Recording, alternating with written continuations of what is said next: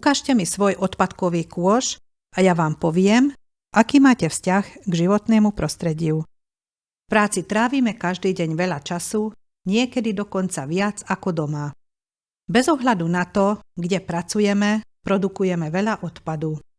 Hory papiera v kancelárii, jednorázové poháre na kávu, ohorky z cigariet, plastové tašky.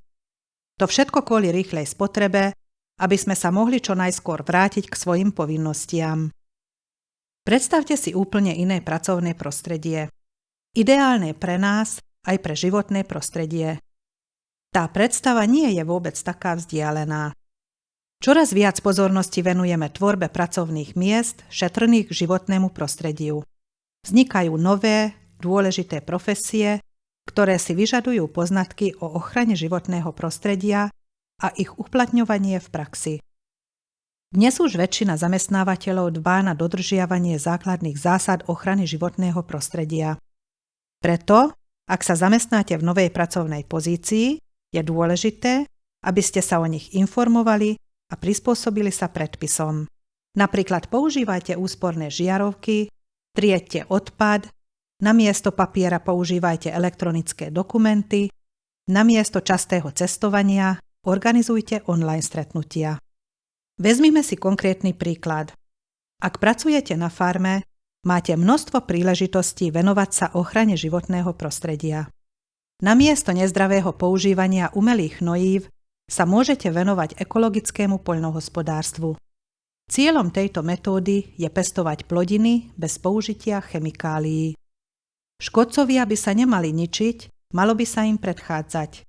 To je základ ekologického hospodárenia. Táto metóda sa dá ľahko naučiť, dokonca šetrí aj vašu peňaženku. Alebo si predstavte, že ráno vstanete skôr, aby ste mali čas vypiť si kávu z vlastnej obľúbenej šálky. Mali by ste čas pripraviť si obed a vziať si ho do zamestnania vo vlastnom obedári. Nájdite rovnováhu medzi prácou a voľným časom. Keď sa staráte o seba, staráte sa aj o životné prostredie. V práci môžete používať mydlá a saponáty na umývanie riadu, ktoré neobsahujú chemikálie. Bude to mať priaznivý vplyv na vašu pokožku a ani látky, ktoré sa takto dostanú do prírody, nebudú znečisťovať pôdu ani pitnú vodu.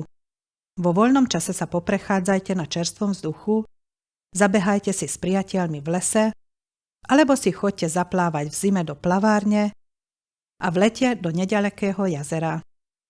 Ale môžete sa porozprávať aj s priateľmi alebo navštíviť divadelné alebo filmové predstavenie. V dnešnej dobe je čoraz ťažšie dodržiavať zdravý spôsob života. Len niekoľko nápadov.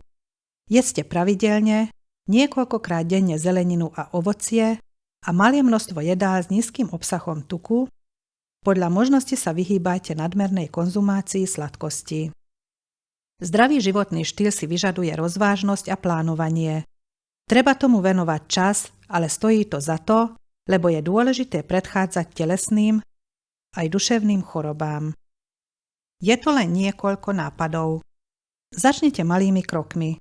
Stačí, ak sa chopíte iniciatívy a nájdete ľudí, ktorí vám pomôžu s realizáciou. Planétu sme dostali do daru a musíme ju odovzdať nasledujúcej generácii. Starajme sa preto o ňu aj o seba.